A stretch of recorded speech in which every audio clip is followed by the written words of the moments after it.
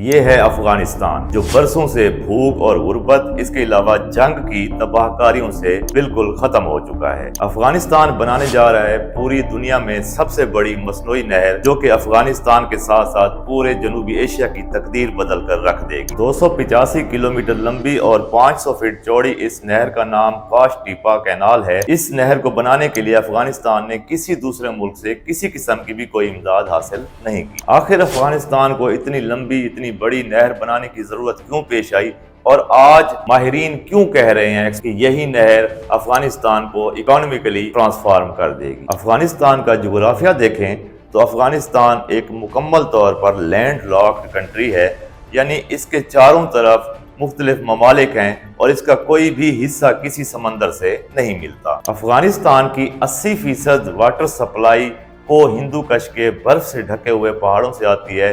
4 بڑے دریا افغانستان میں موجود ہیں جن سے افغانستان اپنی پانی کی ضروریات کو پورا کرتا ہے۔ اصل میں افغانستان کے شمالی حصے میں پانی کی شدید قلت ہے۔ اسی قلت کو اسی کمی کو پورا کرنے کے لیے آکسس ریور سے ایک آرٹیفیشل نہر بنائی جا رہی ہے جو 285 کلومیٹر لمبی ہوگی۔ یہ نہر اس تمام شمالی علاقے کو کور کرے گی اور سیراب کرے گی۔ یہاں افغان حکومت کا ایک منصوبہ یہ ہے کہ اس تمام علاقے کو لش گرین کھیتوں میں تبدیل کیا جائے۔ پانی آنے کے بعد یہاں پر افغان حکومت کا یہ پروگرام ہے کہ یہاں گندم کی کاشت کی جائے اور 2028 تک یہاں سے پیدا کی گئی گندم کو دوسرے ممالک تک تقریباً 50% گندم یہاں کی دوسرے ممالک کو بھی افغانستان بھیج سکے گا۔ یہ پروجیکٹ 2022 مارچ میں شروع ہوا اور اس کے جو مکمل ہونے کی تاریخ تھی وہ 2028 تھی، لیکن جس تیز رفتاری سے یہ کام ہو رہا ہے تو ایسا لگتا ہے کہ اگلے سال یعنی 2025 تک افغان حکومت کم از کم یہ منصوبہ مکمل کر دے گی۔ اس نہر میں جو دونوں سائڈ پہ کنارے ہوں گے ان کو پختہ نہیں کیا جائے گا اور کنکریٹ سے نہ بھرنے کی وجہ یہ ہے کہ دونوں سائڈ سے آب پاشی کی جائے اور دونوں سائڈ سے 5 کلومیٹر کے فاصلے پر واٹر پمپ لگا کر اسی نہر کے ذریعے سارا رقبہ سیراب کیا جائے۔